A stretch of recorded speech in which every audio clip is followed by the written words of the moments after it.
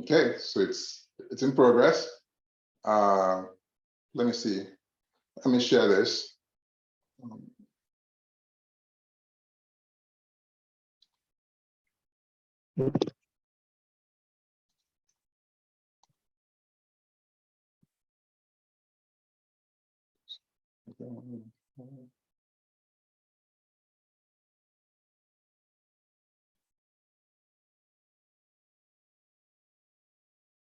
Just yeah, I think I'm okay. Let me close this all. Okay. Okay. Can you all see my screen? Yes. It's coming up. Okay. Perfect. Okay. So again, too, welcome. Is that okay, James? Yes. Perfect. Okay. So again, too, really welcome to this 2-day workshop. Okay. And really hoping that you're going to join this bandwagon. Okay. What I'm really here to showcase is the importance of data science, right? And how it can really be a game changer. Now, just by way of introduction, I think I won't spend time here. It's a perfect time to be in data science. And like I can mention, I'm also a leader in one of the large technology consulting firms, right? So let me just take a little bit of time, right? Just 5 minutes, Let's dive into the world of data science, okay? It's a field that is very hot now. The global market, at least as of last year, is about $125 billion, and it's projected to grow by 5 times by 2030. And with the Glassdoor ranking it as the third best job in the US with a satisfaction score of about 4.1, median salary, median entry level salary about 120,000 and 10,000 job openings just last year. This definitely is a career that you don't want to miss out. But have you noticed something, right? The field is really lacking in diversity and minority representation. I mean, and it's your choice. So this is your chance really to not only secure a high demanding job or a high demand job, but also make an impact, okay, by bringing some diversity. So you shouldn't be intimidated, okay? Dr. Ken and I, we talked about this yesterday. One of the core things that I really want to emphasize is that you shouldn't be intimidated. When I've talked to a lot of people, they always say, oh, okay, it's artificial intelligence, you have to have PhD in this. Actually, you don't, okay? But for sure, you need to get your hands dirty with some of the foundational skills, Python and SQL, so that you're not just a consumer, of these solutions or these applications, but also you can create and you can build solutions, right? And that being said, just being comfortable with data analysis, which, by the way, is 50% of the work you're going to do as a data scientist, right? So, have no fear. Data science is really an umbrella term. You don't have to be a guru, okay? You don't have to be a wizard in this space, right? You can fit into one of these roles and you'll find your starting point and you'll find your niche, okay? So what does it take? Okay, again, I'm framing this because I really want to motivate you to rethink, to sort of demystify it, right? What does it take to have a successful career or to be prepared in this field, right? Based on my experience, summarize it, I think it's 4 stages or 4 levels, okay? You want to build your foundational skills and exposure to data, model, and life cycle. You want to gain experience through hands-on work, whether it's projects, exercises, for stage 3, certainly build that domain of business knowledge. It's going to help. And then the last stage, of course, moving to the frontier of machine learning and statistics and data analytics, right? But that's it, right? This exciting world, right? The opportunities really are endless, okay? And you have a chance to bring diversity, okay? So really, what I'm looking forward to is having your questions and hopefully get to have those conversations, okay? And if I can answer them, sure. If I can't, I will point you to where to get the right, responses. Okay, why are we here? Okay, we put out a use case to drive this conversation, right? It's always good to have a kind of use case because it's more practical. So you're going to have some sort of practical, comprehensive approach to a use case, which is the loan default prediction, okay? It's a really good project. So we've done this countless times, starting from strategy to sort of data preparation, model development, and then planning how you implement it. What I want to take you through is looking at the life cycle of a data science project. Okay, now, of course, bearing in mind, it's a 2-day workshop. It's 2 hours per day. So we're not going to go into every little detail, right? But I want to give you some sort of sense of it, right? Okay, so the one agenda is going to be we'll go to introduction to data science, strategy. We'll have some group exercises, we'll figure out how to do that. And you look at some of the steps, data collection and preparation. Tomorrow, data collection, preparation, and the analysis. And then tomorrow, we'll go into some fun topics like feature engineering, model development, and getting together your implementation plan and a stakeholder report, right? So you get to see this full life cycle. Make sense? Yep. Okay. All right. And again, to pause me if I'm going too fast, I'm going too slow, but with a limited time, I may go a little bit fast, right? So, but you can always pause me. Okay, so let's jump into it, right? Do you know what's one thing that is common that all banks have this problem? They all want to avoid loan defaults, okay? And that's where data science comes into play, okay? With the help of data analysis and modeling, banks then can predict which borrowers are likely to default on their loan, okay? This is one example. There are so many countless, but we'll use this to drive the conversation, okay? And so, yes. Yeah, just a comment. I just wanted to throw this to the house. I mean, even though we've not got into details, in my mind already, I'm thinking, I'm saying, if somebody asks me a use case, I will use this as an example.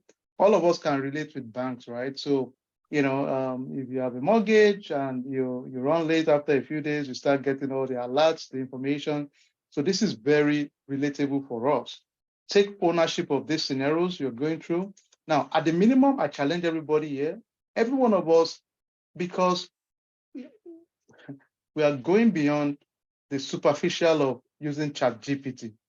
We are now going a little bit deeper to say, let's even understand the logic behind how it's really functioning. So I challenge you, whatever your field of influence is, position yourself to be like a super user of the technology because you are knowledgeable, you can speak intelligent to it. So even if you decide you don't want to be a data science person going out into the details, that's fine. But you're an informed, intelligent consumer. That's the goal for us.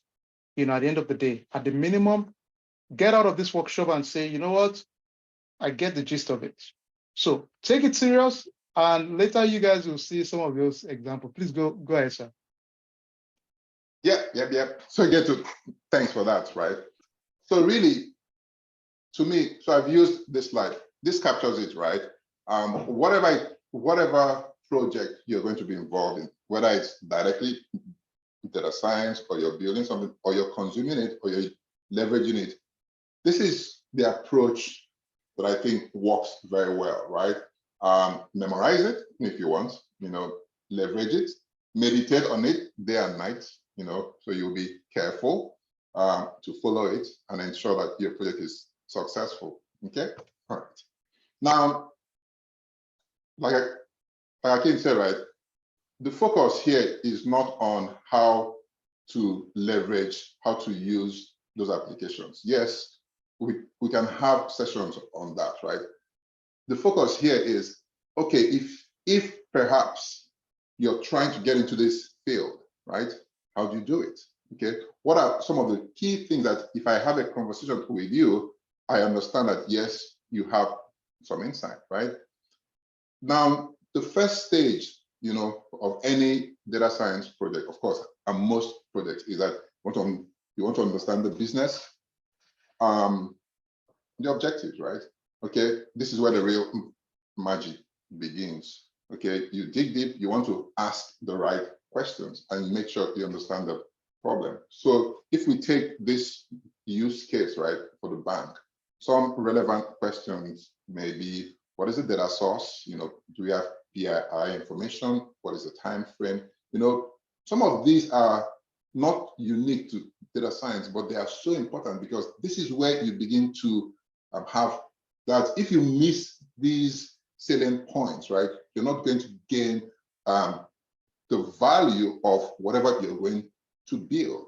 And that's why it's so important to ask those relevant questions, make sure you understand it, okay, and then of course define those problems. Now, once you have a clear understanding, right, you want to get the right data. Now, data science, the first word there is data. I'm telling you, data is king, okay?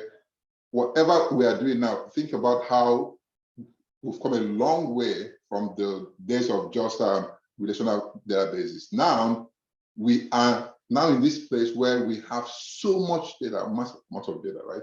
It's what fuels data science, okay? So I cannot, I can't overemphasize this, right? And being able to extract that information will make you stand out. So even if you're just a consumer of these applications, but because you understand how to gain insight, how to extract data, how to collect data, you have a leg up in whatever sphere you're in, right? Okay, now, so assuming you understand it, you have the right data, the next part is so important, is data preparation. Now, for a data science project, or if you want to be in the data science world, right, this is a place you're going to spend 60% of your time. It's in preparing data, right? Why? Because data is not clean. It's going to have noise and it's dirty, and you're going to have to make sure it aligns with your business use case, right? So it's very important, and we'll go through some of this, right?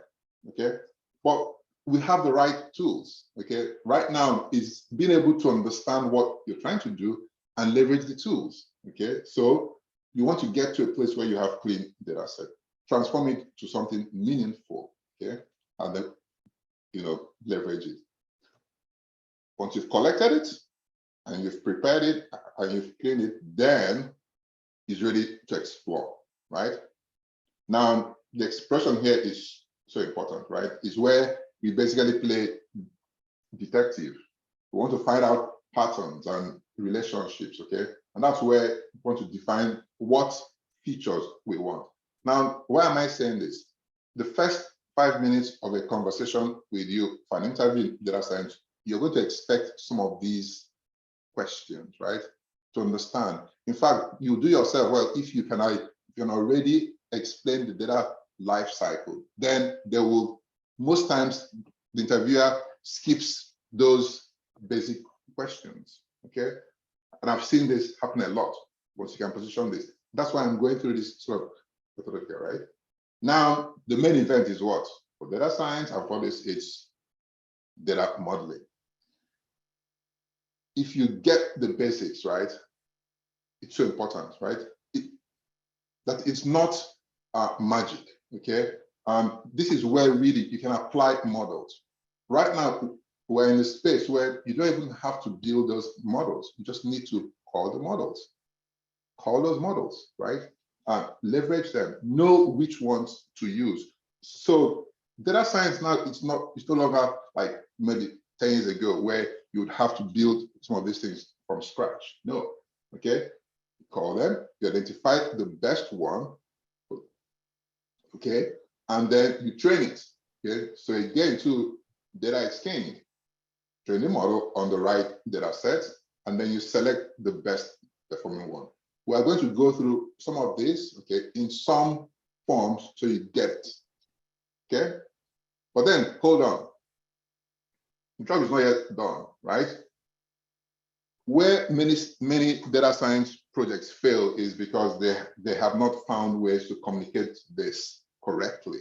So being able to visualize whatever you build and communicate it is so key, right? So I've seen some teams build some very fantastic things and they were not able to communicate it. We saw some launches in the past 1 or 2 days that they must have spent really good stuff, but yeah, that's so important, right? And so part of it is knowing how to communicate it, because eventually the stakeholder wants to see something, wants to say, oh, okay, yes, this makes sense, and for Can I chip in here? So, yes, so for the communication side, you mentioned there are tools out there that people can use that are much more engaging. So would this be like something for presenting to leadership, presenting to stakeholders? Who are the key folks you present this to? very good question. So it depends, right? For one, to communicate that to your to the developers, okay, to the application developers, what are you building, okay? The graphs, the charts, right? For you to convince the machine learning engineer that yes, you've developed the right model, you need to be able to show those graphs, those that's one part of things.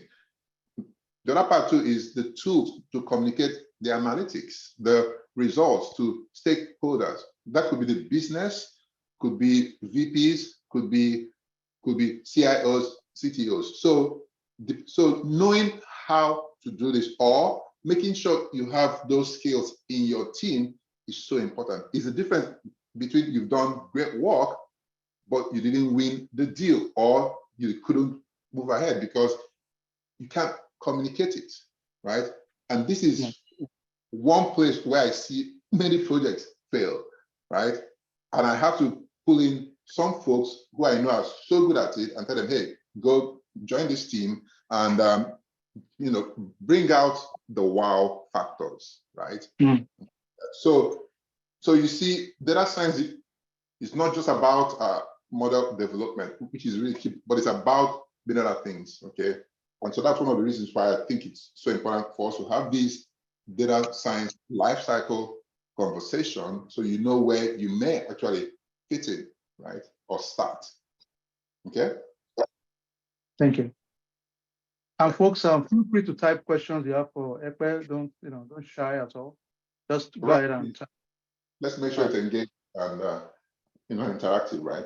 So you've understood the business problem, you've gotten the right data, you've prepared it, you've done some analysis, you've figured out features, you've developed models, and then you've been able to present some visualizations, and everybody is good. They're like, okay, yes, go deploy it, right? Okay, so you need to be able to deploy it in some environment first, like a dev environment, and then some testing, and of course promote this, right? So it follows some of the DevOps and the MLOps guidelines. Now, many of these terminologies, right, I'm throwing them out there, but those themselves, we may need to explain them more, but at least you're hearing them, okay? And this is so important because, once again, the reason why some data science projects don't make it to production is because you don't have a plan and you have not figured out how to scale it. Because there's a difference between building something in your Jupyter notebooks versus putting it in production. That's where many skill sets come into play. Data engineers, machine learning engineers, release managers, and so on. Okay, now when you have this mindset, then even if you're talking to an interviewer, they understand now that you know what you're talking about, right? And that's what I've coached some people to once you get the life cycle, then you can really not only wow the folks who are interviewing you or your team, whatever endeavor you're in, but you know what you're talking about. Any questions? Okay, yes, please, you can type your questions. I think we'll have time to go through some of it, right? Yes. IK, please go ahead and type your question. Thank you, sir. Okay, so I'll continue, right? Yes, I think one of the questions was, yeah. Share how someone with no IT background and wanting a career change into this would start. And okay, so let me address the last one. I'm sure you all would agree. Even if you go to Harvard, nobody guarantees any job, right? So we don't guarantee anything. However, we know for sure that, we look at it's a law of demand and supply, really. If we put the work, put the discipline, put the time, I know good things always happen, right? That we know, of course. Now, for the first part of the question, I don't know about you guys. If you guys are following the news as much as all of us recently, you will notice that even junior developers are scared now because a lot of these tools are doing their job. Writing code that is even debugging code that takes developers 2 days, they fix it in 2 minutes. So it's really scary. And I'm telling you, at least from my own experience, testing, playing with some of these tools, a lot of code can be written with some of these tools now. So if you have no IT background, if the desire is there to learn a new skill, right? Let me put that caveat. If you have a desire to learn a new skill, I think it's learnable, personally, at least the foundation side of it. For most of us on this call, and I challenge everybody on this call personally, look, whatever your sphere of profession is, I know a lot of my folks here, they are IT guys, SAP implementers, Oracle financials, DevSecOps, DevOps, cybersecurity space, business analysts, product development, whatever your area. I'm telling you, ladies and gentlemen, the landscape has changed. If you are a Scrum Master, I'm telling you, these freaking tools now can write user stories for you. Right. They can include your acceptance criteria. Believe it, the landscape has changed. They can, if you're in cybersecurity space or if you're an auditor on this call, do you know you can map your control to COBIT framework, NIST framework? It's crazy. So our challenge is make sure you are knowledgeable enough to be one of the super users. And I'm also soaked up into this to learn the back end, understand it so well. So when the opportunity arises, we are the super users. We are not going to be people that will just shelf and say your job is not existing. So that's my take around that comment. So I think if the desire is there, you can learn it. I believe that because all of us are learning really right now. I'm also learning it. So yeah, welcome to the ride. Go ahead. Right. Eka. Right. And again, completely agree. I think that some of the discrepancies is in at the core, you have the core data science folks, right? You have the ancillary data science folks, right? So really it's around finding your space, right? There will be folks who need to have very deep skills in data modeling, because even if you leverage, for example, just last week, we had a conversation around responsible AI, and the challenge there was that we're creating some models where we needed to have man in the loop to understand the biases, right? So even though some of the developers had leveraged these tools to build some of those models, we had to go back and roll back some things, right? Because those biases were intrinsic. You won't know this, right? If you're simply a user, okay? You won't be able to become that person or the expert in that field. Fine, okay? So that's why find your space, right? There will be those who will leverage data science tools or that these applications to enhance their own productivity. There'll be folks who will be involved in building solutions that leverage data science concepts. There'll be folks who will be involved in building those applications. So it's really around finding your niche. But for a data science, for you to be in the data science field, there's no escaping it. You're going to have some program background. Why?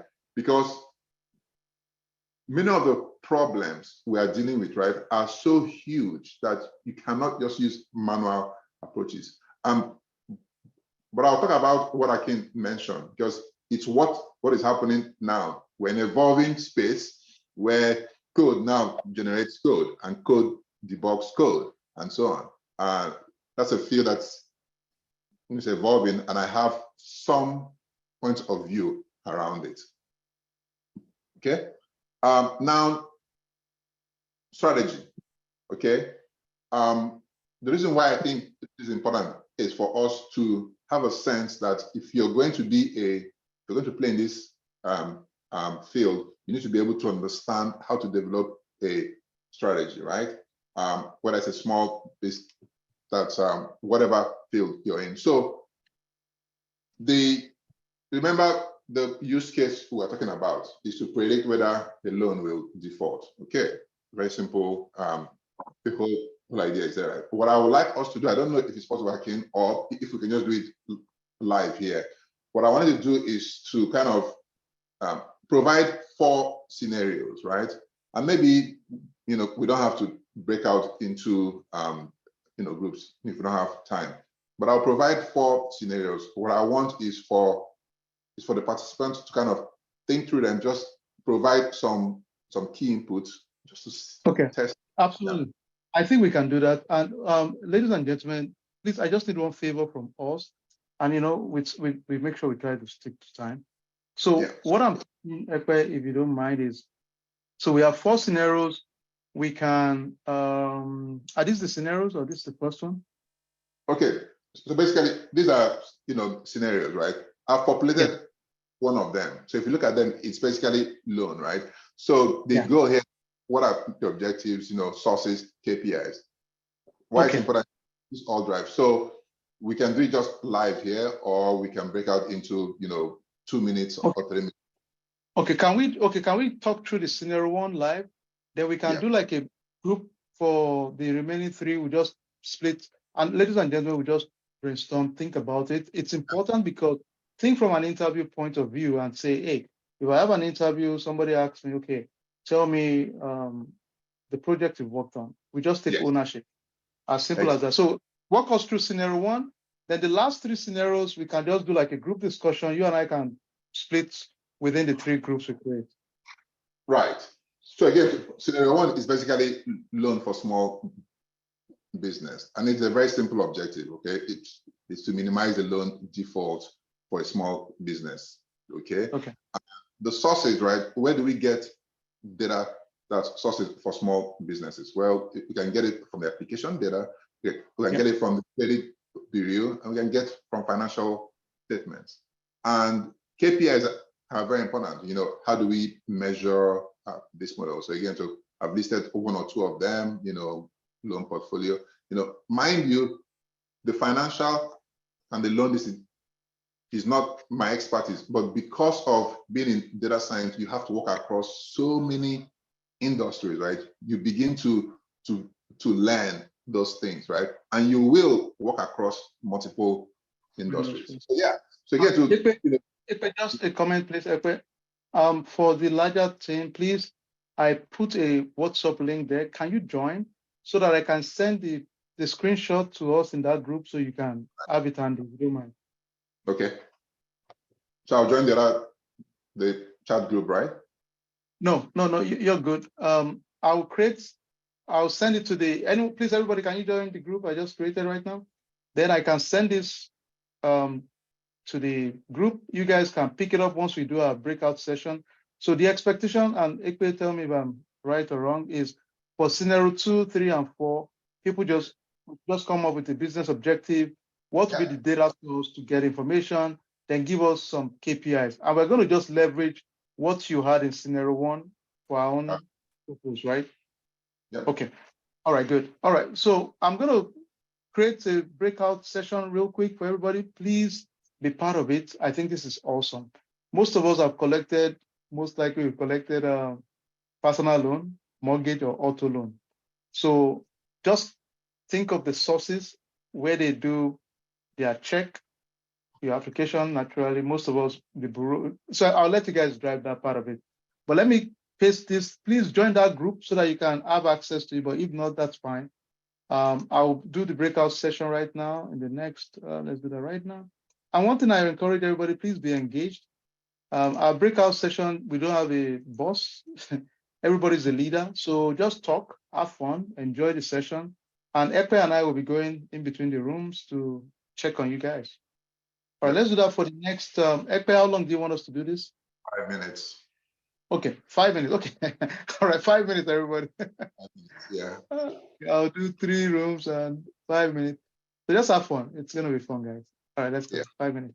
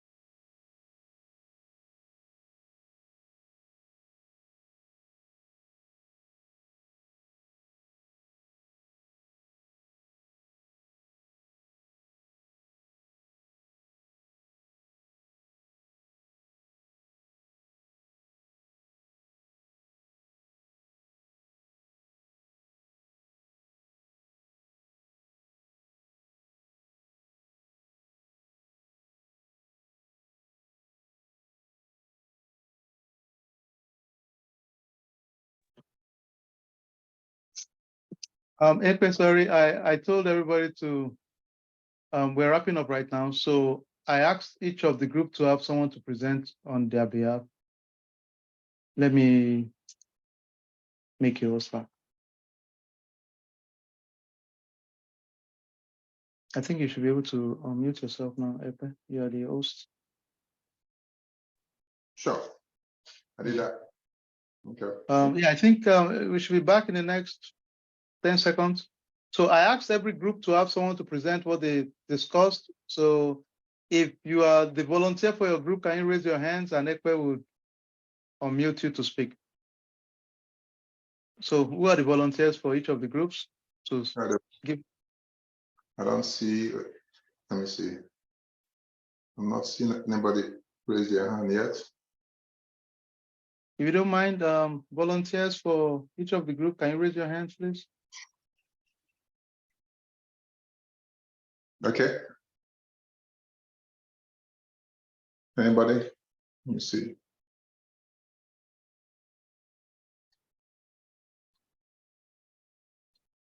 All right, I think a new group is joining. All right, volunteers for each of the groups, if you don't mind, just raise your hand so we can unmute you to speak, please. All right, we have Paul and Sandra. Oh, Sandra is amazing, outspoken. All right, let's see. Who wants to go first? Let's see. First, Yeah, I could go first. Yeah, go ahead, please, Paul. Thank you. Okay, thank you, everyone.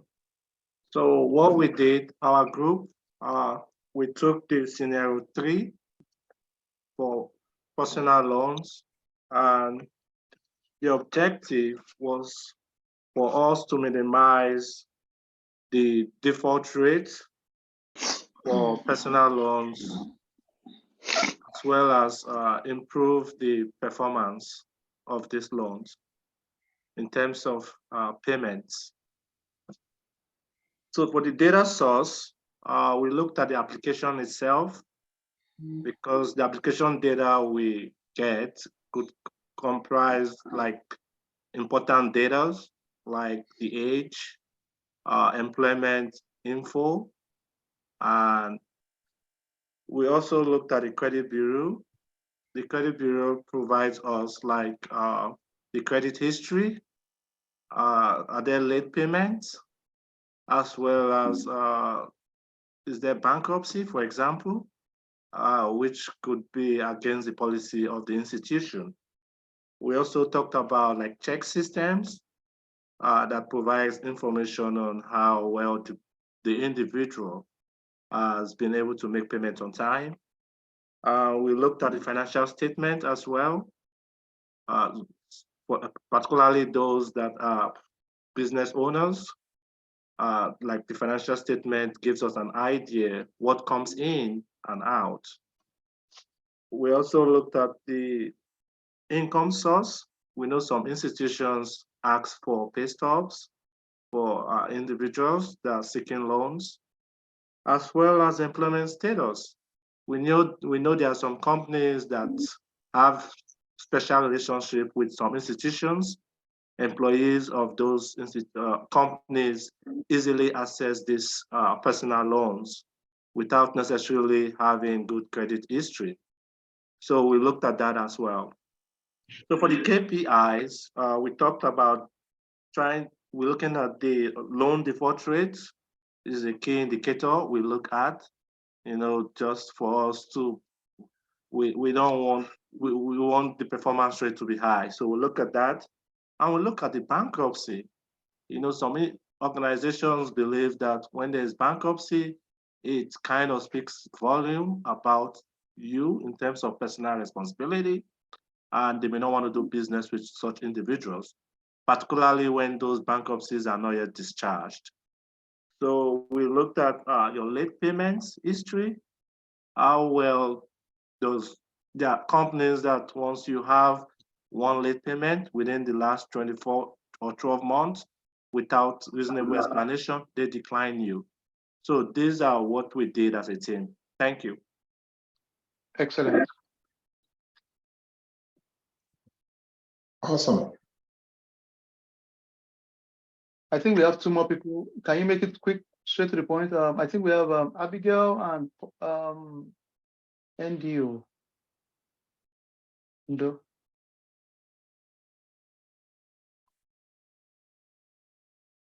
Where?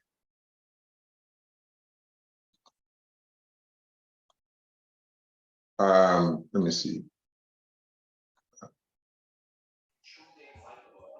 All right, so we choose the third option, which is fourth option, predicting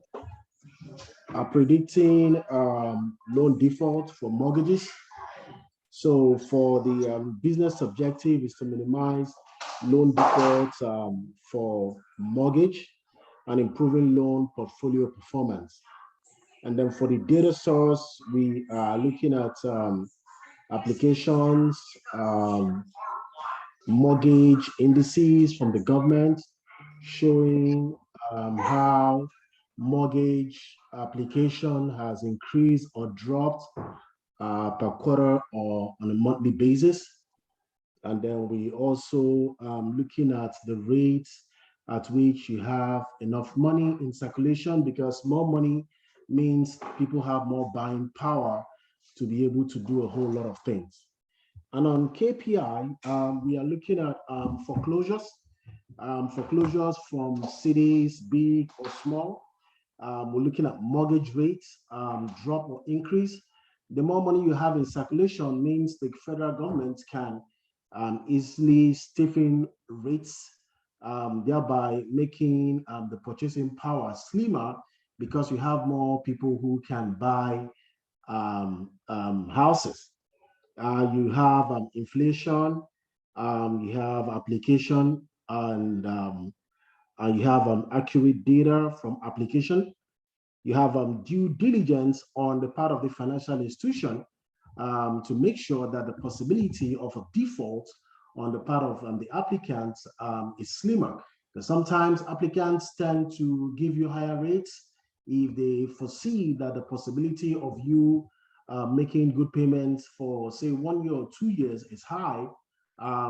They refuse to look at the bigger picture of the possibility of you keeping up with that. We also have, financial institutions that making sure they are true to their policies on general lending procedures and disclosures. Thank you very much. Thank you. I think there's one more group. Yeah, my sis. Mommy, Abigail.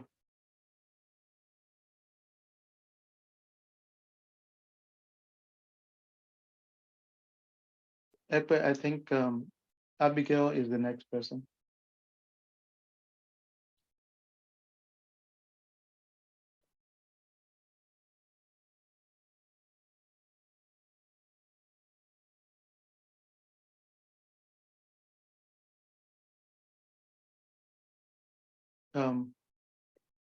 Sorry, give me 1 second. Let me unmute Abigail. Okay, go ahead, Abigail. Thank you.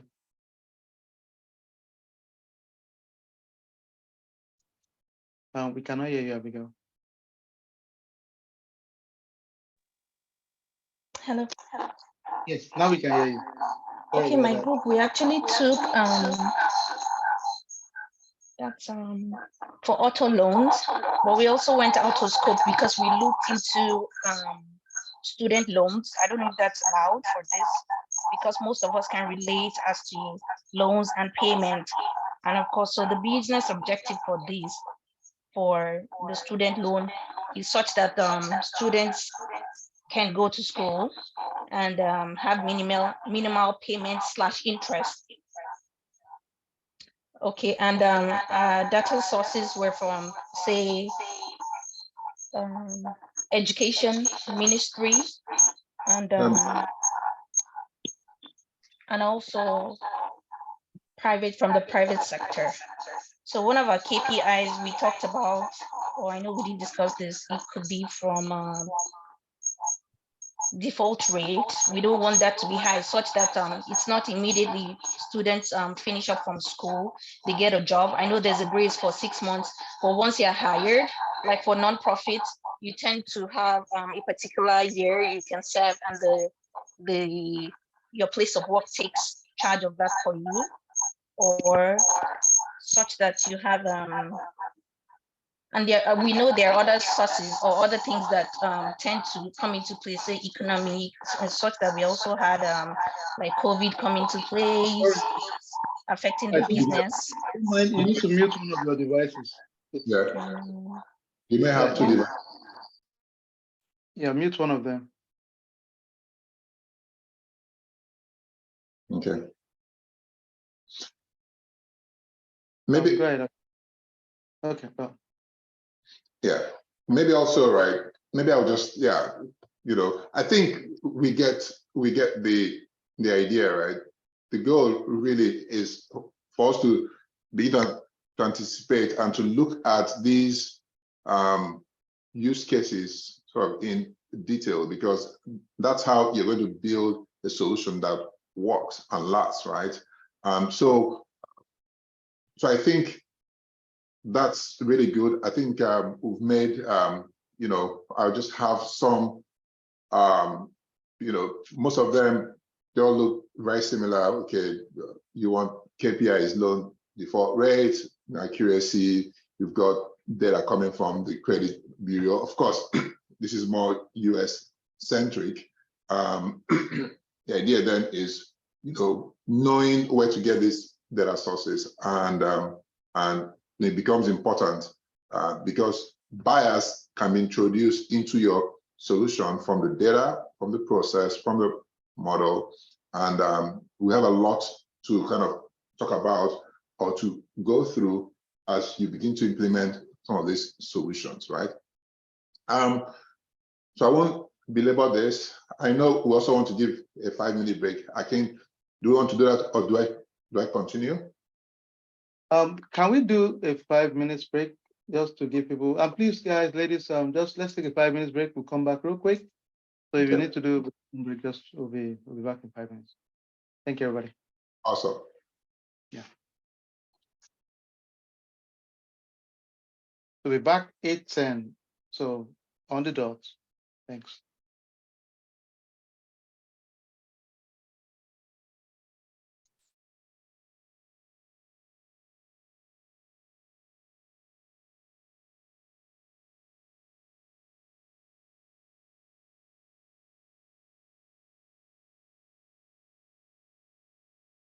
Thank you, Nelson.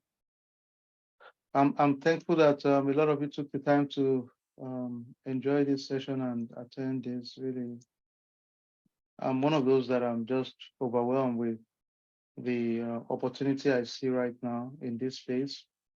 And nothing is more important than to make sure we have a lot of our community also positioned here, because we have seen some changes that are so drastic that it's scary, to be honest.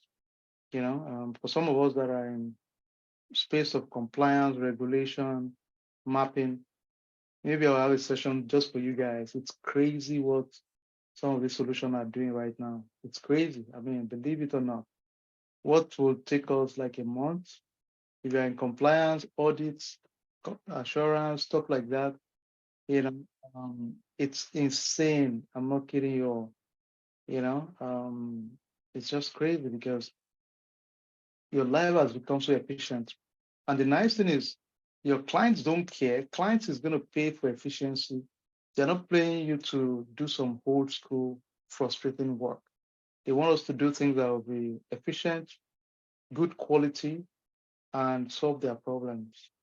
So, man, we are, position yourself as a super knowledgeable, be more knowledgeable than an average person. And that's the goal for us, really. Most of us, some of us are not called to get into, the technical side of it. That's fine. But at the minimum, you are one of the most savvy folks. When people talk about it, to you, it's not going to be, some theory. You understand the concept. And it's a good feeling, really. Pioneer it, whatever your industry is. For example, if you're marketing, there are so many tools now. Change your whole way of doing marketing. If you're in consulting, change your old ways, think that thing, and find ways to be more efficient and add value. I think we have 2 more minutes, so let's give everybody else another 2 minutes. And Ekpe will be. Ekpe, excellent job, sir. A lot of people are giving you, chatting, saying great presentation. So good job, sir. Let me. Are you on mute? Am I on mute? Let's see. Ekpe, I think you're on mute. Let me see what's going on.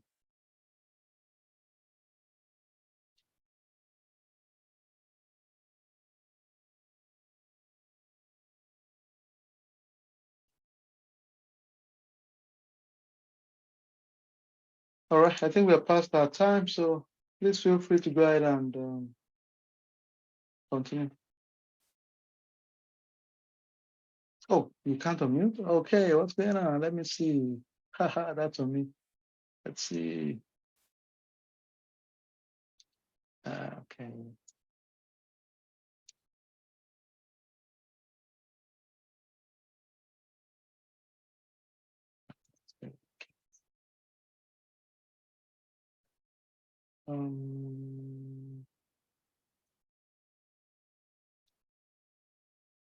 Okay, please go ahead, sir. You should be able to unmute now. Awesome. Thank you very much. Thank you.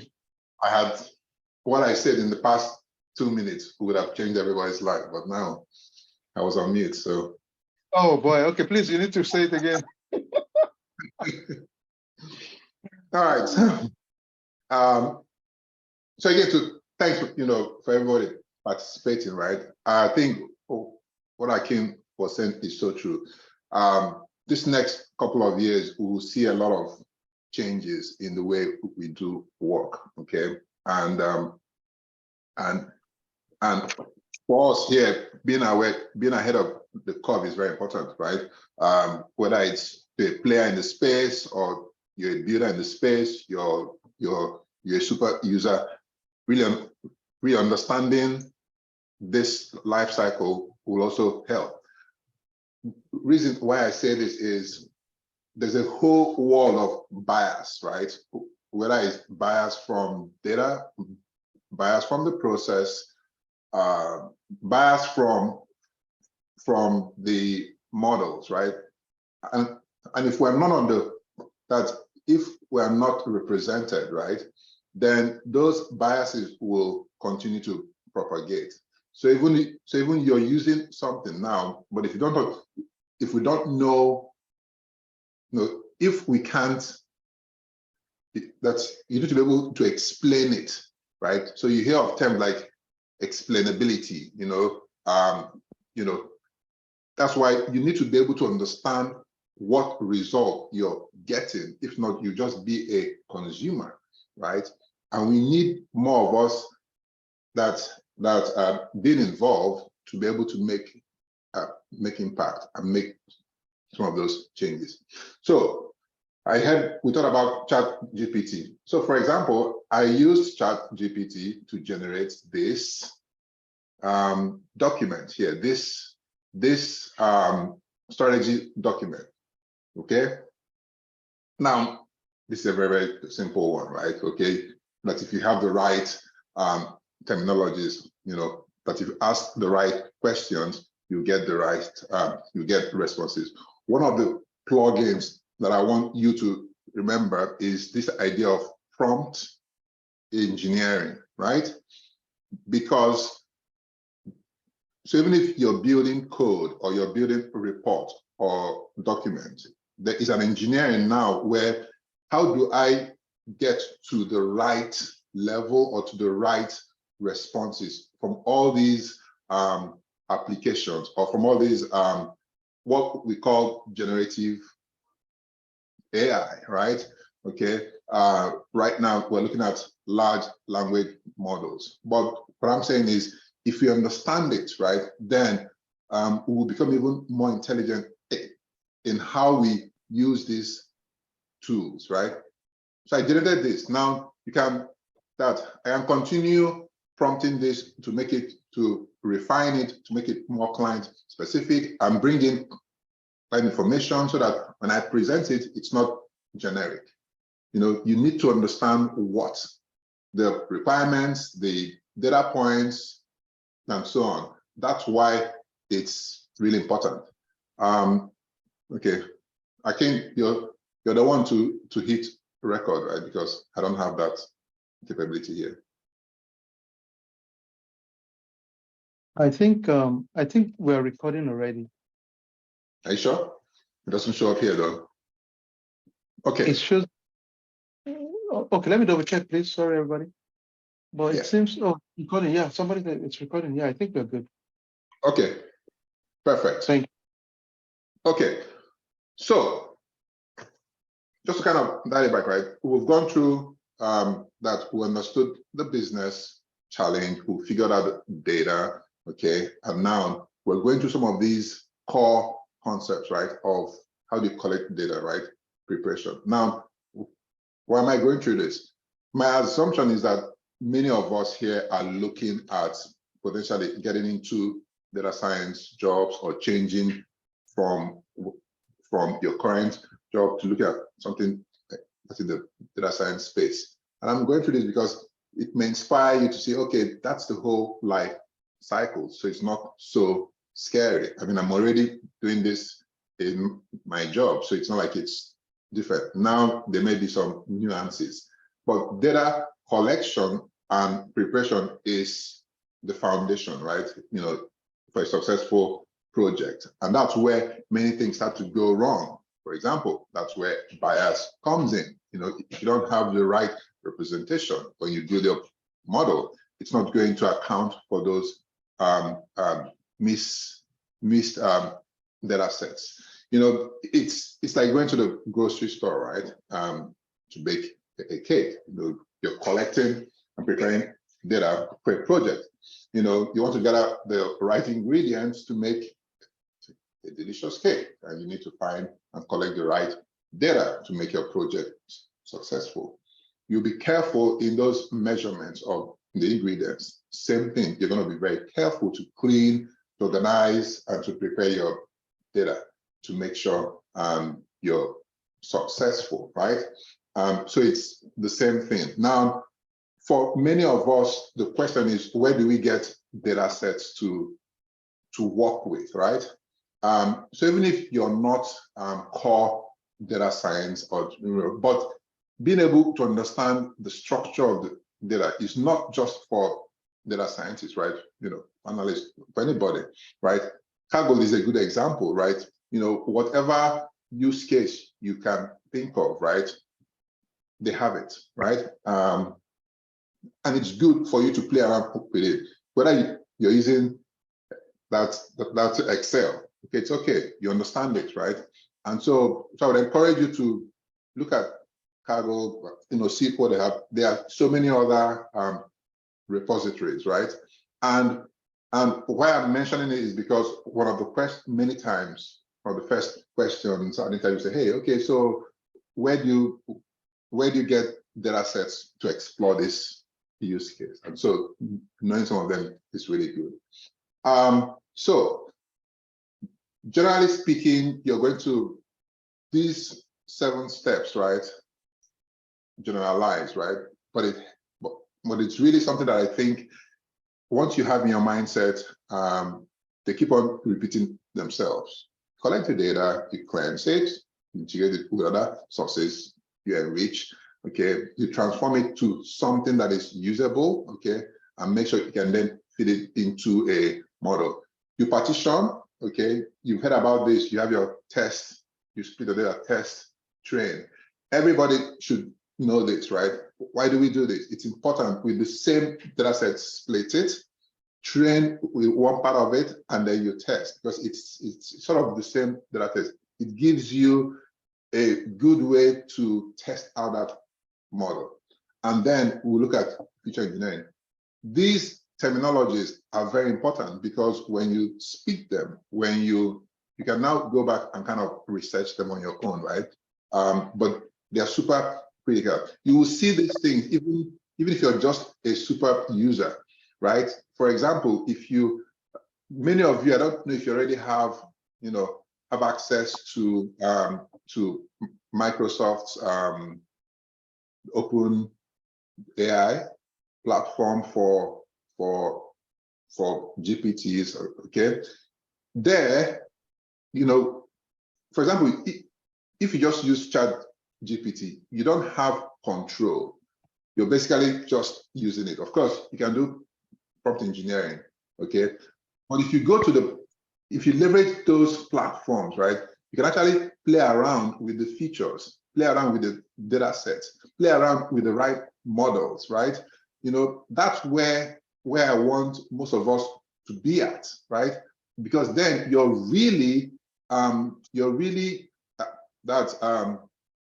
differentiating yourself from just the regular user, right? So in your job, you're like, okay, wow, let me use this, let me use this, say for example, use this platform, right, to build a solution, right? Because you understand the nuances of feature engineering, okay, you can actually make modifications to how the application responds, right? We're building these capabilities now that are more responsive to what you feed it, okay? And we can have lengthy conversations around how you as a human can make the learning process for these models to adapt them to what you want, okay? That's the differentiation between just being a regular user and understanding what's going on in the background. Okay, so you understand the motivation, business problem, you've collected data, you've cleansed it, and you've done a lot of that you've gotten it to a point where now you're ready to explore, okay? This is a very, very important step, okay? The exploration is so important. If you miss this step, okay, whatever project you're doing, program, if you miss this step, if things don't go right here, it's the beginning of real problems, right? So you want to explore the data in different ways so you understand it. Think about it like baking a cake, right? Before you start making the cake, you have to gather the ingredients and make sure you have the right amounts for each of the ingredients. Same thing here, because if your data is skewed, your model is not going to perform the way you want it to perform, right? Same thing here, right? This is where you can also differentiate yourself from just being a user, because you can look at data and say, well, this data has bias, right? Now again, so you may not be in that space, but you can be, right? You can be.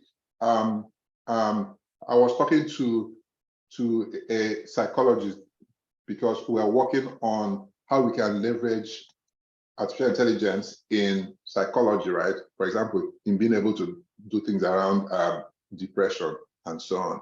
Okay, what are some of the right questions to ask, okay, to be able to get more information and predict if somebody is going through depression, right? Now, the lady is not she's not a data scientist, right? But she can understand data, and we're working together to figure out how we can train models. What I'm saying that you'll find your niche, right? You have to be able to look at data and see trends. How do you see these things is by exploring, looking for patterns. Same thing here, right? There are some really cool steps. I'm not going to go through all these steps, but these terms should be very familiar in some sense, okay? Okay, it's all analysis, it's all visualization, it's all summarization, and transformation, right? Now, let's take one of them, just a very simple example. Univariate, right? What does it really mean, right? In univariate analysis, we all do this, okay? So just because I've called it something, but we all do this, right? You're examining one individual feature, in the data set to understand distribution and range, right? Why is this important? This is the beginnings of checking for bias, right? You talk about fairness and bias and so on, and responsibility and so on. It's from here, right? If you get these things wrong, it's going to be skewed. Okay, just to put it in context, this recognition, right? Training, okay, it's getting better right now, but because we lack a lot of representation from let's say, for example, from Africa, right? It's harder for those models to quickly recognize and adapt to certain dialects. Why is that? Because the data is biased, okay? And so again, to what types of training would you require to account for those biases, right? It's kind of where we are, okay? So if we take, I'm not gonna, normally I would pause here, but let's just do it together, right? If you're trying to do a univariate analysis, right? What are the common ways? Now it's high school statistics, okay? But let's just do it here, it's fine. So 3 ways would be summary, frequency distribution charts, okay? And if you take a look at this, right? This example here, we can actually figure out what the mean is going to be, or the median. Now, you may say, wow, why am I doing all this? It's going to be so important, because if you don't remove the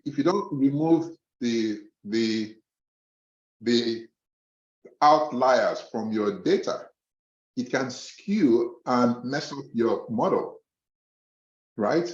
And so you begin to see that it's not just about, hey, this cool stuff here, but it's about, okay, how can I trust it? Okay, how is the data, right? And so you become very adept in figuring out, oh, the data is not right. Show me the plot that gives me the distribution, right? That's where you would differentiate yourself, from the rest. So here is the mean and blah, blah, blah. I won't go through this, just trying to make sure we stick to time. Okay, and you can do more things, right? Dispersions, range, deviation. Many of you now, you're thinking, oh, wow, I didn't think that my high school statistics and math would be important. I'm telling you, right? For me, this is one field that all the things I actually did in like primary school and high school, all the math and engineering and so on and computer, it's like that I'm actually utilizing them. It's amazing. I mean, you're actually seeing that you need them, okay? And so for me, it's very exciting. That background really helps, okay? The other part too is this, right? Some people, and I want to clarify this, right? Many of my colleagues who are also leaders now in data science didn't come from like a computer science background or a mathematics background. No, actually, many of them came from like business background, okay? Many of them came from that. They didn't come from like computer science, okay? So let me just demystify it. If you have domain knowledge, let's say you really have knowledge on, let's say, manufacturing, domain knowledge, right? That's a huge word, right? Okay, because you can see, because domain knowledge needs to be part of whatever solution you're creating.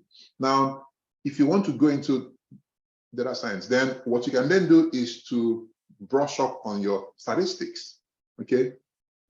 Brush up on that so that you will become the expert in the domain. And right now, let me tell you, domain specific solutions are the trend.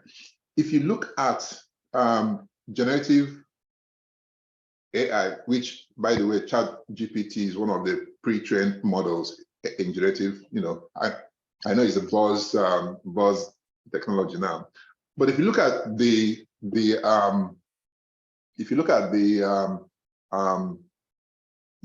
framework, right? Domain knowledge is one of the key things that makes that solution now relevant to a client.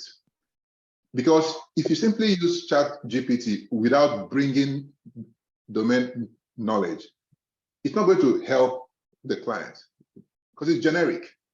It's very generic, right? When you combine prompt engineering and the domain knowledge, then it becomes a customized solution for the client.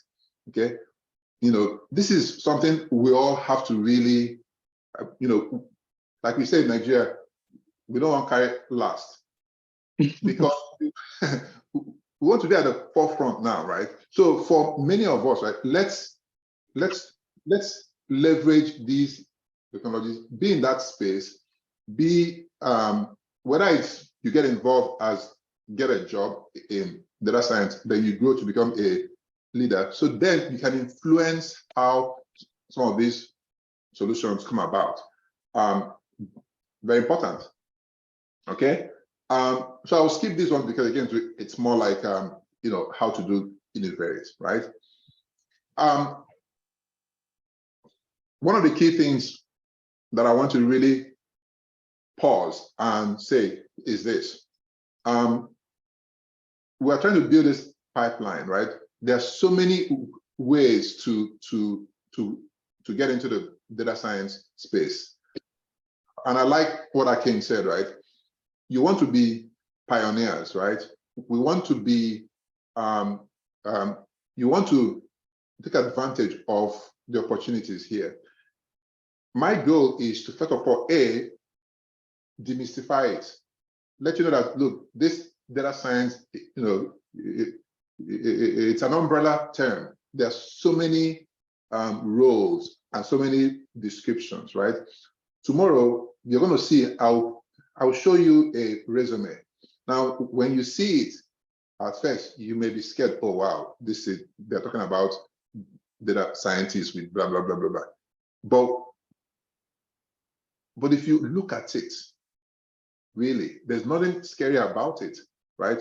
What they really are looking for is data analysis, which is also going to be huge, right? Because right now, many organizations are sitting on massive amounts of data. It's like you buy a house, you buy land. You don't know that your land has gold or has oil. You're sitting on it, but it's massive potential. That's why data scientists now, we're like prospectors, right? We can go into someone and say, look, let's help you uncover the massive potential you have. What is it? It's because you're able to do some analysis. You're able to do things like do some let's say, for example, classification, right? You want to classify. I mean, these simple things that can help your client or the client really uncover things. Why are data scientists paid so much? Generally, why? It's because they can showcase value directly. I can come in and tell you, look, you're sitting on $300 million of profit or revenue because you have not yet really optimized your ABC. I can quantify it for you and showcase, well, and I'll tell you, well, pay me this. That's why they were paid so much then. Of course, they still are. Okay, so that's one, demystify it. Two, some of the questions that I typically get is, how do I start? What should I do? Okay, start from where you are. So what are you? What do you have, right? If you have domain knowledge, well, you may need to get foundational skills, right? You can't escape that. one of the things you don't want to do is to get into a job and you're hiding. Okay, I've seen that happen. Get trained on the foundational skills that you need. Those skills are so important. Okay, so for data science, you're going to have to learn something, whether it's SQL or some Python or something, right? Because we no longer use manual techniques. It's usually programmatic. But there is a caveat, because now you have tools that will help you even write the code, okay? But if you don't know the concept, right, you won't be able to use those tools correctly, right? So that's why for me that it's important that you understand, oh, okay, how do I extract data from here? Even if I'm going to say, for example, use ChatGPT to write, which by the way is doing now, okay? And for many of you, actually, there is the version now that is called Codex, right? It's so powerful. Codex now, we're using Codex now to actually build code, test cases, okay, to test the code. But guess what? It's not putting developers out of work. It's making them more efficient, okay, to build better things, quickly, right? Okay. And so if we say these things will take our jobs, what I can say then was so important. You need to, don't be left behind. You need to steer your direction. Somebody is not muted. Let me. Yeah. Okay. Sorry about that, everybody. Yeah. Okay. So first thing was to make sure we demystify it. 2, you need to have the background. 3, you need to be aware of the tools and how quickly this landscape is changing. That's I was having a conversation, with Akin, and if you think about it, right, 5 months ago, right, nobody was talking about ChatGPT, right? Okay, the acquisition rate for these platforms, usually, let's say 1 million users, it would be like maybe in weeks or months. Within days, they're able to get, 1 million. But guess what? They also are facing challenges because of, if you can't scale that. So sometimes even when you're trying to do something that's with the regular ChatGPT, it's, because many people are using it, right? And being able to understand why and to leverage it is another thing. For many of you who are looking to maybe get a job in this space, hopefully you're beginning to see the life cycle. Hopefully you're beginning to say, okay, it's not that scary. Okay, it follows some sort of logic. Okay, you get the data, you clean it, you explore it. Okay, tomorrow we are going to we've covered some ground today. Tomorrow we'll get into 2 or 3 really kind of more data science, topics, right? But of course, I'm not going to go into the very details, but to inspire you to say, you know what, you can do this, right? We'll look at feature engineering. We'll look at how to select models. In fact, we'll do exercises, and we can actually leverage some of these tools to help us in the selection of these models. We'll see those places, and then if you have a particular use case that you think you want for us to drive a conversation, sure, I'll continue with the loan loan application, I'm sorry, loan default use case. And we, it should be fun. And then of course, we'll do an implementation plan. You're going to write that an MVP implementation plan, and you're also going to hopefully present your solution to the stakeholder. Maybe Akin will be our stakeholder in this. Absolutely, I would love to be a stakeholder. And Ekpe, that I think, man, this is, and ladies and gentlemen, listen, man. To me, I think of practicality. In my mind, I'm wired to say, okay, how can I deliver this scenario in an interview conversation? For me right now, even for the fun of it, I'm curious to even have an interview and chat with someone to say, okay, let me, just to kind of have a feel of it. And one thing I love Ekpe said so much is the fact that it's not just all about we thinking about, the technical core area, but he said something, if you don't mind, like, can we all type this together? Can we all type the word domain knowledge? Can we all type that? Can we all type, please, everybody, can we just quickly type that? Because all of us here, I can guarantee us we have that domain knowledge, whatever your field is. As Ekpe is talking now, I'm thinking, okay, I'm core into cybersecurity, I'm core into operational technology.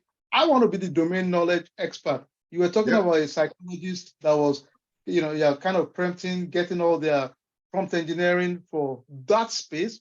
So in my head, I'm saying, you know what? Whatever your space is, healthcare, machine learning, manufacturing, accounting, financial audit, IT audit, cybersecurity, it doesn't matter really at this point. Be the source. Why are we not even thinking of building solutions too? Nothing's stopping us, really. I hope, I pray a few of us will build empire because we took advantage of our domain knowledge to build something. Man, I think it's a new wave of multimillionaires that would start happening in the next few, because I'm seeing every damn thing now. You see .ai, no more .com, it's .ai. Yeah, everybody's specializing in something. So I hope this is going to challenge a few of us, building solution, building empire, and can we all give it up for Ekpe, please? Let's give him some love for his start. I know we're going to continue tomorrow. We just do a few things and can we give him some love, really? I mean, Ekpe, man, you are just, bless man, really, because you know what? It's one thing and that's what we do here in our community. We just want to empower our folks, each other, because you know what? If we don't do it, nobody's going to do it for us, believe it or not. Our lovely, wonderful brothers in other areas, we love them to death. But the truth is that nobody's vested in us like ourselves. You don't have to take our program. It's not a big deal for us. We want you to be knowledgeable, empowered, and for our selfish reason, because you represent us, you rub off on us. If you are successful, we take ownership. We are proud of your success, really. I always claim Elon Musk as our South African brother, even though somebody knows I claim him. I grew up in South Africa, right? I have a team that supports me in South Africa. We make joke of this all the time. But the truth is, you know what? Success, love, everybody loves success. So we challenge a few of us on this call.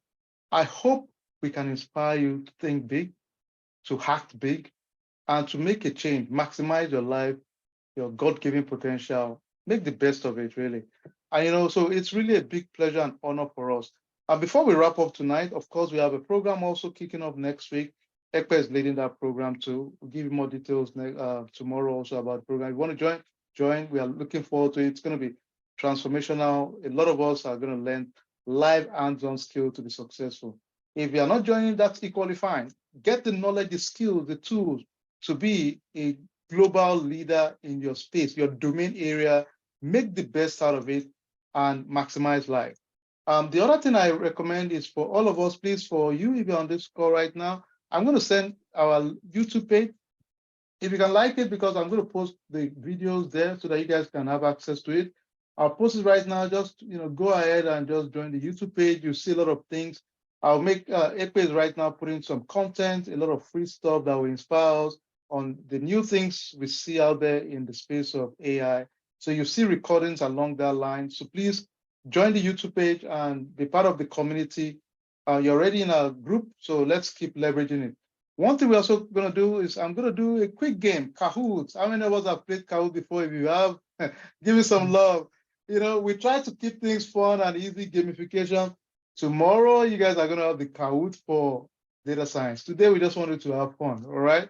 So tomorrow, read up whatever he has told you, and Ekpa, if you don't mind, I will probably take the PowerPoint and share with the team. Especially this, so that we can, people can really relax, enjoy it for the quiz tomorrow. So get ready, guys.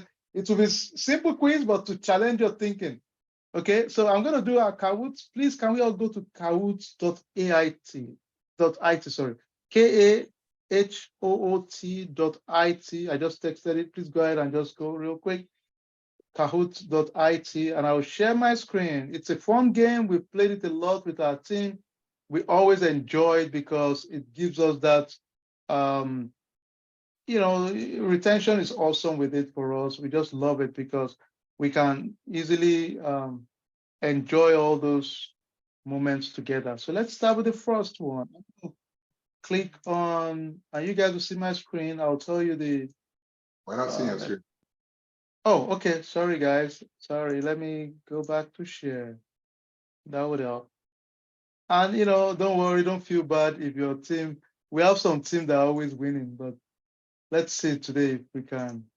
All right. So if we can go to Kahoot, everybody, the pin for today is 3622301. I'm going to copy it to our chat real quick. Just some good fun stuff to get some. All right, let's go. The number is 3622301. Can we all go there, please? Kahoot.com. Let's go. Let's go. Let's go. Team Sunshine has been a bully. They always win us in all our previous ones. So let's see if they keep that reputation of winning everybody. The code is 3622301. 3622301. This plate, most corporation in the world, the big guys, this is what we all use, right? A lot of them use it. So it's very effective, I'll tell you guys. So take advantage of it. All right, let's give everybody else another few minutes. Please, let's get up to maybe 100 of us to do it. Just go to kahoot.it, everybody. kahoot.it. If you have the app also, you can just go ahead and use it. It doesn't matter. Let's go. Don't worry, it will be fun. I bet you, if you've never used it before, you will enjoy it. You will like it. It's a pretty good game. Really good game, guys. Yeah, somebody said you can use your iPhone to scan the barcode as well. That's correct, yes. You can use your iPhone or any phone to, I believe. Sorry, I'm an iPhone 8, so well, okay, let me take it back. My office phone is iPhone, but personal is always. So you guys are not cross me out. Hey, I'm old school. I'm Samsung. All right, let's give everybody else another 10 seconds. Guys, let's get it up to 100 of us to kind of make the game. And please, if you've never used it before, it's not a big deal. Don't stress it. All you need to do is go to Kahoot's website, kahoot.it, and you can put the code. It will allow you to just play the game also. It's a fun game. And 10 seconds, 9, let's go. And keep trying even after we start. 8, 7, 6, 5, 4, 3, 2, 1. All right, let's go. We're gonna start the first one. Just some fun stuff, not a big deal, guys, ladies. Data Science Day 1 workshop. 3, 2, 1, let's go. All right, we're gonna do a game called Drop Pin. Let's test our knowledge of our location. So let's see if, where in the world are you? So let's see if we can put the map, just put the pin and it will show us where we are all over the world. So put the pin. Now you'll see, don't worry, I will not tell on you, on your kids will not know that you don't know where the US flag is.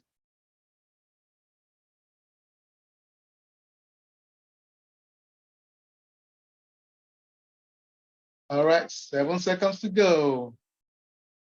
4, 3, 2, 1. All right, excellent.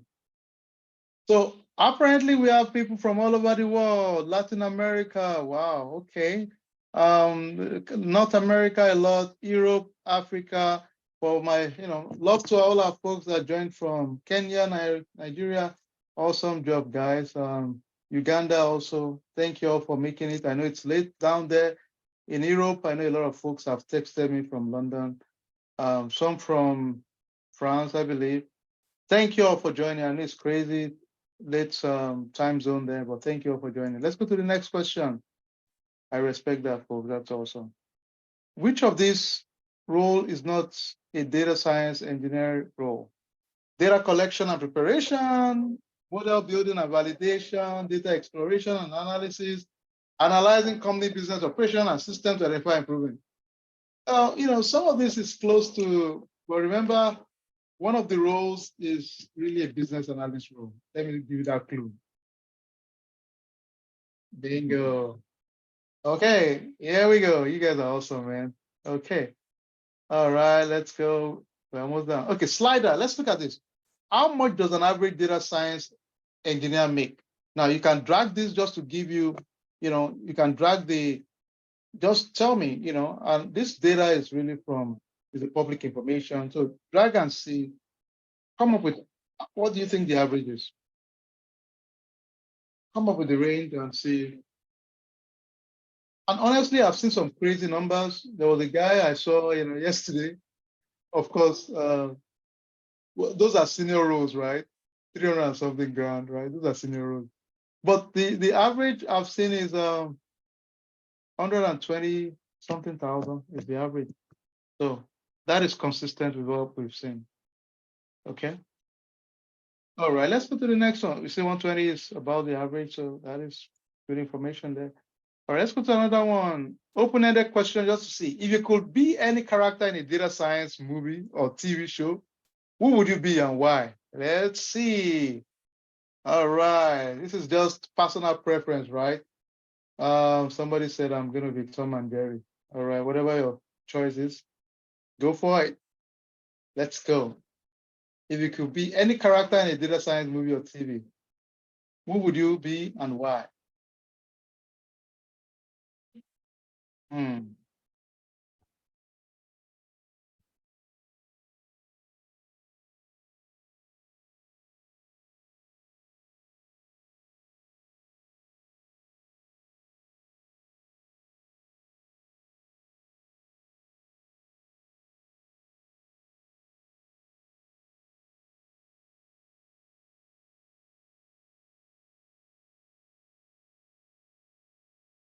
All right, we're almost done. Let's see what warriors you will be. That's really fun, actually. Oh, that's fun, right?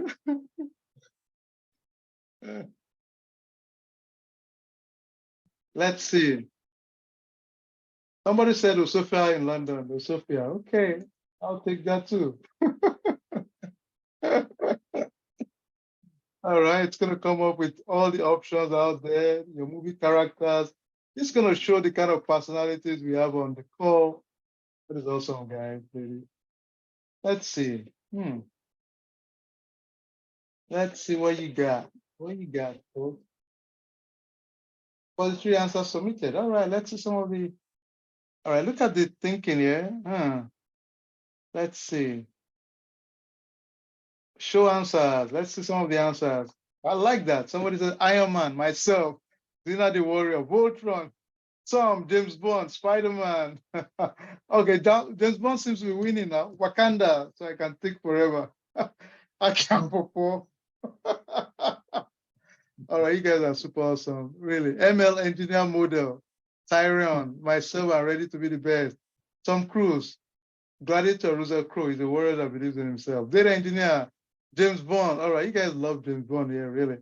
Vibranium. Oh, lovely. Okay. A lot of Wakanda here. Matlock, Shalom Holmes, I'll be Jose Mourinho. All right, I can tell some Chelsea fan here. James Bond, Tony Stark. All right, this is awesome. Anyway, that's great. Cool. Denzel Washington, Jackie Chan, Wakanda. All right, cool. James Bond seems to be a trend. All right. All right, we have two more and we'll be out of here. If you could have any superpower related to data, what would it be and why? You have one superpower related to data. What will it be and why? This is where I would challenge you to think of your domain knowledge. This is a time to think a little bit for us. Let's challenge ourselves and say, if you could do one thing, I'm a cybersecurity person, right? And honestly, from our discussion tonight, I'm thinking, okay, I know my domain area. Why not try be the pioneer in making sure I can hone domain areas, domain knowledge in this area? So I challenge you, think along that line if you can. What will be your superpower? Let's say domain knowledge.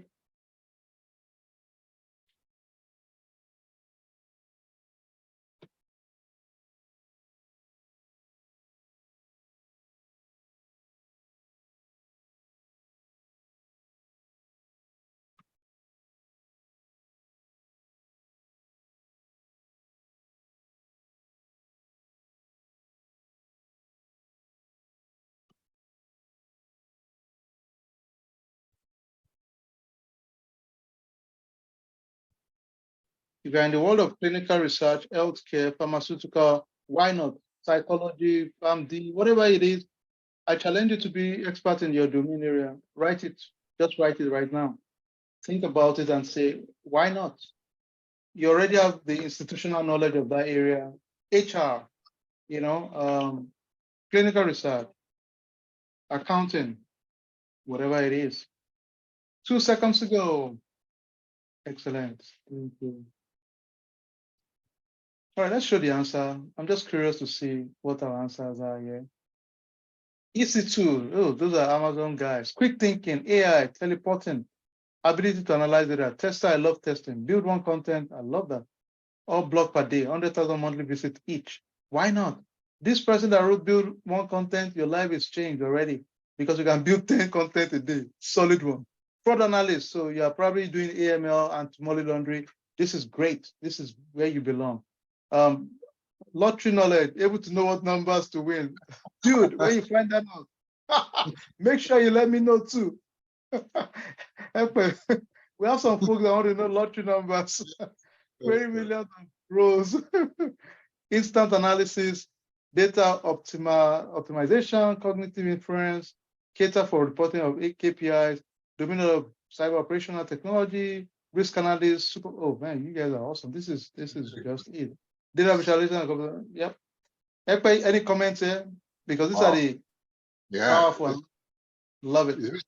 I mean, again, the whole idea when you bring domain knowledge and you combine it with data science and AI, that's going to just be the frontiers, right? So yeah, it's impressive. All right. Thank you. Final one. This is the final one. Oh, sorry. Okay. Which of this is not currently a popular AI solution? All right. Most of us, okay, well, there's one called Pictory.ai. It's used for video editing. There's ChatGPT. There's Exo.ai for Facebook automation. There's Bing. Which of this is not a popular AI solution? I see people are fast on this one, so I guess, well, we all agree on this one. Okay. Yep, I agree. Bing is not one of them. It's a search engine. Have some element of AI, but not it. Finally, the last one. What is your current role? What is your current role? What's your current role? Are you an engineer? Are you a gig worker? We're proud of you. Whatever you do, we're proud of it too.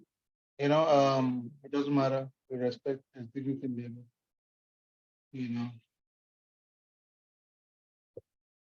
It's okay.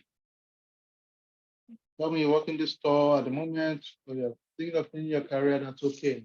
That's part of all of our story. We're here to mentor, guide you, challenge you to do more. So have fun what you do, we respect it. All right, let's see. We can see a lot of people here. HR corporate recruiting, security analyst, store worker, we love you. sales service engineer, customer rep, program manager, a father, a son, solution architect, consultant, quality control, data analyst, hacker, hungry businessman, statistician, sales executive. All right, you guys are awesome, man. I love the hungry businessman, man. I like that, man. The hunger and passion for entrepreneurial, senior DevOps engineer. This is awesome, guys. And honestly, again, without this is just great. And let me just wrap this up, and I'll just hand it back to Ekpe. So the winner, let's see the winner. Team Motion number 3. Woohoo! Team Sunshine, and the winner is Team Woohoo! Team Fire. Thank you, Team Fire. All right, and that's it for the Kahoot. Let me hand it back to Ekpe. Please, before Ekpe gives us his final parting words, then we meet tomorrow. Let's give him a round of applause again, please. Let's just thank him. I mean, this is so much knowledge. I'm so empowered with so much knowledge right now. Let's just give him some love. And Ekpe, let me hand back to you, then give us final words and we check out. Thank you. Right. So again, thanks everyone, really, for taking your time out, Friday night or Saturday morning. I really appreciate it. I think that we have a good opportunity. In fact, actually, I think we have a great opportunity to move the needle. My passion, very aligned against to is that we need a lot more of us. When I say us, it's a blanket statement here, okay? Not about race or about it's just we need to be in that space. There's a lot going on, okay? And I think that with such platforms now, we are able to learn, share, okay? Because again, it's about sharing knowledge. And I'm just glad to be in a position to also contribute and share. That's the responsibility. And when it comes to data science, it has been my passion, and I really feel that we can be pioneers in this space. I've seen some great things happen. I'm working on some really cool things. I would like to hear from some of you. Tomorrow is going to be really cool because we'll get into some of the machine learning or some exciting things around feature engineering. Within, of course, we only have about 30 minutes, but we'll do our best. My goal is that you have enough information now to be inspired, to break that barrier of fear for data science or machine learning and so on, and that wherever you are, if you bring your domain knowledge and then combine that with data science, it's powerful. It's really powerful. Thank you so much, Dr. Ekpe. Thank you, Ekpe. You're awesome, man. I challenge everybody on this call. Listen, man, we have no choice. It's survival. At the minimum, make our folks knowledgeable. I challenge you, invite one person tomorrow also. Let them have knowledge, and we have nothing to lose. You don't have to take the program. It's no big deal for us. But come in, get them to have knowledge, be informed consumers, be pioneers of this field at the moment. And above all, I wish you all Godspeed. Best night ever. Enjoy family time. We'll see you tomorrow. Grab your coffee, have time. Ekpe, brother, thank you so much, sir. You're awesome. Thank you. All right. Good night, everybody. God bless.